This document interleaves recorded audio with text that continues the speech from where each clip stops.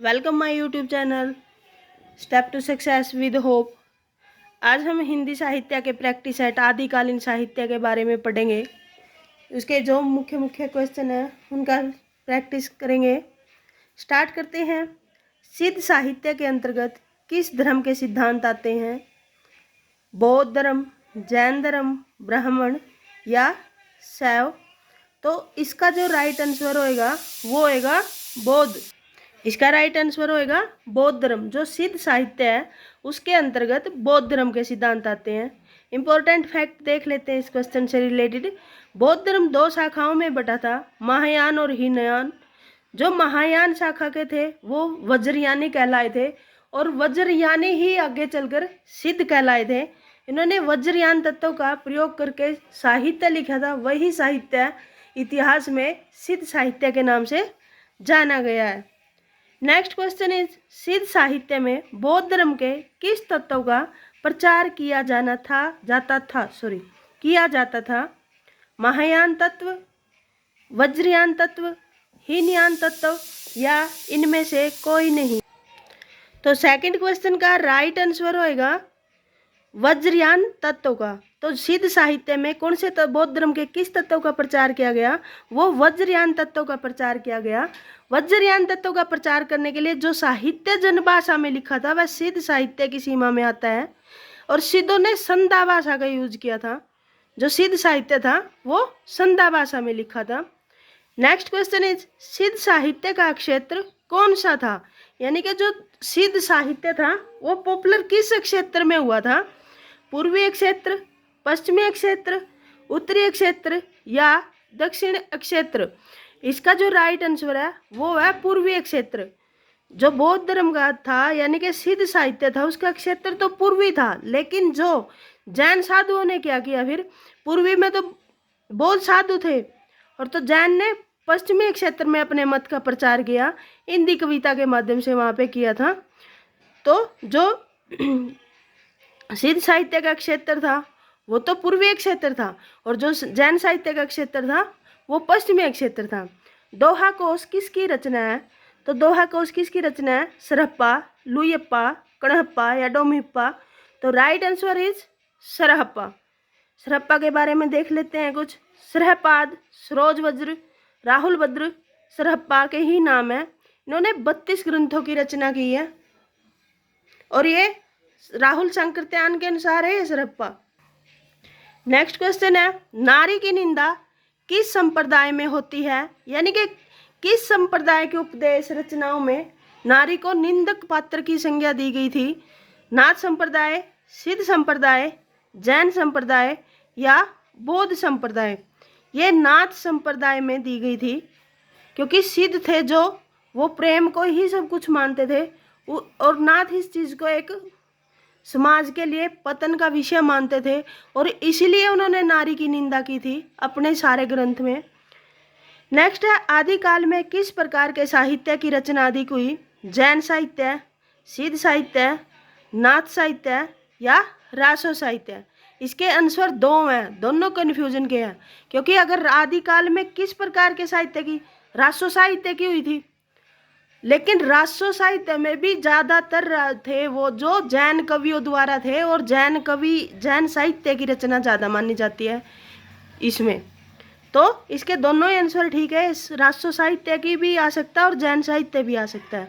नाथों ने अपने संप्रदाय के सिद्धांतों का प्रचार करने के लिए किस भाषा का प्रयोग किया? तो नाथों ने किसके लिए किया? अवध भाषा, सांध्य भाषा, सदुकड़ी भाषा या अवधी भाषा? तो नाथों ने जो यूज किया था इसका राइट आंसर है अवध भाषा। अब बाकी भाषा का बात कर सकते हैं।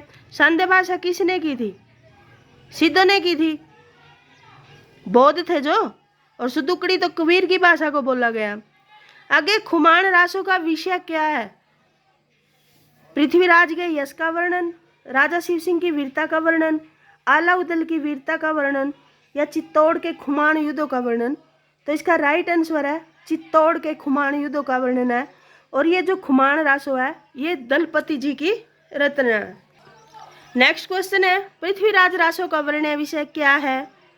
यह एक राजनीतिक महाकाव्य है, सांस्कृतिक महाकाव्य है, श्रृंगार गाथा है या वीर गाथा है? तो पृथ्वीराज रासो है जो उसका वर्ण्य विषय क्या है? यह एक वीर गाथा है। छंदों का अजायब घर कौन सा ग्रंथ कहलाता है? परमाल रासो, बिसलदेव रासो, खुमान रासो या पृथ्वीराज रासो?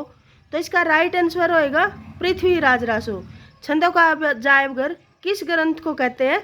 वो पृथ्वीराज रासो को कहते हैं। सबसे ज़्यादा जो विवादित रहा है ये आदिकाल में यही रहा है। कुछ उसको प्रमाणिक मानते हैं, कुछ अप्रमाणिक मानते हैं। और इम्पोर्टेंट फैक्ट देख लेते हैं इस क्वेश्चन के। परमाल रासो की रचना की है जगनिक ने, बिसलदेव की है नरपति नल ने, खुमान रासो दलपति विजय और पृथ्वीराज रासो चंद बरदाई। नेक्स्ट क्वेश्चन इज किस रचना का संबंध अजमेर के शासक से था? पृथ्वीराज रासो का, बिसलदेव रासो का, खुमान रासो का या विजयपाल रासो का? तो इसका जो राइट आंसर होएगा वो होएगा बिसलदेव रासो। जो बिसलदेव रासो है इसमें नरपति नल की, इसमें इस रचना में भोज परमार की पुत्री राजमती और अजमेर के चौहान शासक बिसलदेव के तृतीय विवाह वियोगन पुनर्मिलन का वर्णन है। यह एक प्रेम वर्णन की रचना है और इसमें राजमती और बिसलदेव के प्रेम का और वियोग का वर्णन है। परमाल रासो रचना में किसका वर्णन है? चित्तौड़ के युद्धों का वर्णन, आला और उदलवीर सरदारों की लड़ाइयों का वर्णन, रेवा तट का वर्णन या कोई नहीं? तो इसका जो राइट आंसर है वो है आला और उदलवीर सरदारों की लड़ाइयों का वर्णन। चित्तौड़ के युद्धों का वर्णन खुमान रासो में है जो कि दलपति विजय की है। रेवा तट पृथ्वीराज रासो के 27वां सर्ग है। पृथ्वीराज रासो जो महाकाव्य है उसके 69 सर्ग यानी कि 69 घटनाओं समय का वर्णन किया गया है। और यह रेवा तट इम्पोर्टेंट है, इसमें इसका ये 27वां सर्ग है। और रेवा तट में किसका वर्णन है? पृथ्वीराज चौहान और शहाबुद्दीन गौरी के रेवा तट पर होने वाले संघर्ष की कहानी है। नेक्स्ट है हिंदी काव्य में प्रयुक्त होने वाले 12मासा सबसे पहले किस ग्रंथ में मिलता है? राउरवेल, बिसलदेव रासो, संदेश रासक या परमाल रासो? तो इसका राइट आंसर होएगा बिसलदेव रासो। राउरवेल शिलाओं पर लिखित ग्रंथ है, ये पत्थरों पर लिखित पहला ग्रंथ है। नेक्स्ट है भाई पृथ्वीराज रासो में कुल कितने समयों का समावेश है? अभी बताया था कितने का है? 69 सर्गों या समय या 69 समयों का। डोलो मारुदा दुहा का वर्णन विषय क्या है?